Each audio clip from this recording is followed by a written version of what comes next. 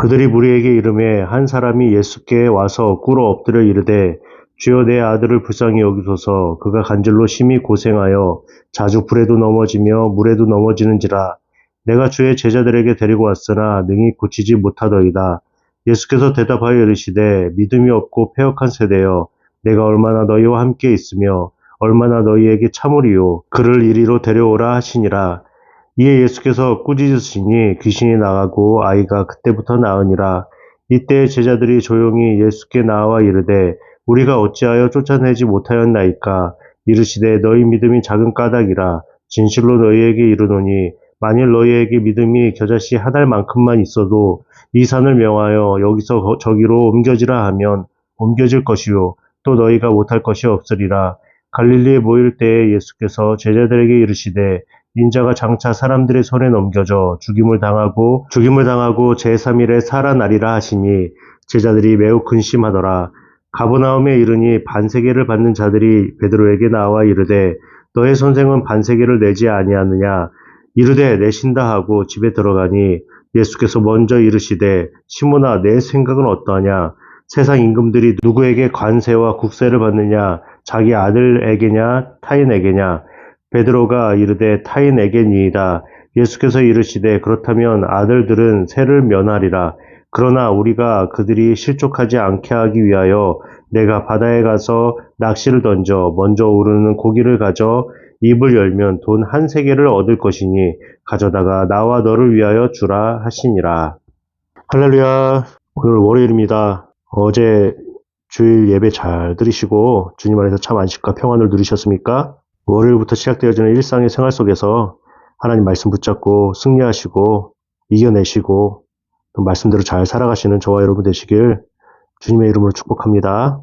변화산 사건 이후에 산에서 내려오셔서 제자들과 함께 말씀을 나누었습니다. 근데 한 사람이 예수께 와서 꿇어 엎드려 말을 합니다. 주여 내 아들을 불쌍히 여기소서. 그가 간질로 심히 고생하고 있습니다. 근데 어떻게 고생하는지 말하고 있죠. 자주 불에도 넘어지며 물에도 넘어지는지라. 지금 간질이라는 병이잖아요. 병. 그런데요. 웃긴 건 뭐냐면 18절에 예수께서 꾸짖으셨다라고 말을 하고 있어요. 그러니까 귀신이 나가고 아이가 그때부터 나으니라.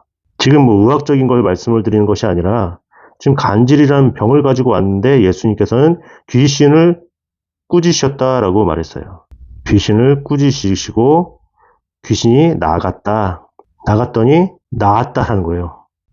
그래서 이 간질이라는 병 자체를 봤을 때 케바케긴 하지만 예수님께서는 귀신 들렸다라는 사실들을 아시고 꾸짖으시고 그 귀신이 나갔더니 나았다라는 거예요. 근데 문제는 이것이 아니죠. 이것이 아니라 이 사람이 자기 아들을 낫게 하기 위하여서 제자들을 찾아갔는데 제자들이 능히 고치지 못했다라는 거예요. 이게 지금 팩트죠. 고치지 못했다. 고치면 좋았을 텐데 못 고쳤어요. 그래서 예수님께 조용히 찾아갔습니다. 왜 우리들은 쫓아내지 못하였나이까. 여기서 이들도 알고 있었다라는 것을 보여주는 장면이죠. 이 간질이라는 것이 그냥 병이 아니라는 것을 알고 있는 거예요. 우리는 어찌하여 쫓아내지 못하였나이까. 어쩌면 두 가지겠죠. 예수님께서 귀신을 꾸짖으셨다라는 것을 보험을 통하여서 우리는 왜 쫓아내지 못했습니까? 라고 말했던 부분이 있겠고요. 한 가지는 이 간질이라는 병이 옛날부터 귀신과 관련된 거구나라는 것을 알 수 있었던 거죠. 이 병 자체가 그냥 고치는 병이 아니라 귀신 들린 것이다라는 것을 예전부터 알고 있을 수도 있고요. 이 두 가지. 예수님께서 쫓아내시는 것을 통하여서 우리는 왜 쫓아내지 못했습니까? 라고 묻는 경우가 있고요.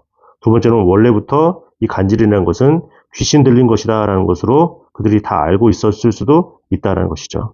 근데 중요한 것은 무엇이냐면 이들이 쫓아내지 못했다는 거예요. 그러면서 예수님께서 믿음이 작은 까닭이다 이렇게 말씀하셨다는 거죠. 겨자씨 한 알만큼만 있어도 이건 아무것도 아닐 텐데 왜 믿음이 작다. 그럼 믿음이라는 것에 경중이 있을까요? 믿음의 경중? 크고 작음이 있을까요? 이런 차원에서 말씀하신 것이 아닙니다. 믿음의 크고 작음이 아니라 중요한 것은 효력 없는 믿음이라는 거예요. 믿음이 있을 때에는 그것이 발휘돼야 되는데 발휘되지 못했다라는 것이죠. 그렇게 이 믿음이라는 것은 겨자씨 한 알만큼만 믿음만 있으면 그것이 효력을 발휘하면 그것이 크고 작음이 아니라는 거예요. 나타난다는 것이죠. 이 산을 명하여 여기서 저기로 옮겨지라면 옮겨질 것이요 너희가 못할 것이 없으리라 이렇게 말씀하시잖아요. 마태복음 10장 1절에 예수님께서 제자를 부르십니다. 자, 한번 읽어볼게요. 예수께서 그의 12 제자를 부르사 더러운 귀신을 쫓아내며 모든 병과 약한 것을 고치는 권능을 주시니라. 권능을 주신다고 했어요. 다 고칠 수 있게 해주셨단 말이에요. 그러나 그것이 효력이 없는 믿음이라는 거예요. 효력. 여러분과 제가 하나님께서 우리에게 믿음이라는 것을 주셨어요. 예수님의 제자잖아요. 그렇다면 이 10장 1절의 말씀이 우리에게도 지금 해당이 되는 거죠. 해당되는 겁니다. 더러운 귀신을 쫓아내고 모든 병과 약한 것을 고치는 권능이 있는 거예요. 권능. 잊지 마십시오. 그 다음 보세요. 갈릴리에 모일 때 예수께서 제자들에게 이르시되 인자가 장차 사람들의 손에 넘겨져 죽임을 당하고 제3일에 살아나리라 하시니 제자들이 매우 근심하더라. 인간적으로 바라보니까 근심하겠죠. 그리고 성전세의 이야기가 있어요. 가브나움에 이르러 반세계를 받는 자들이 이 세금 걷는 사람들이죠. 베드로에게 나와 너의 선생을 왜 내지 않느냐?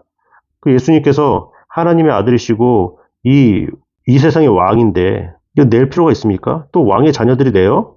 내지 않는단 말이에요.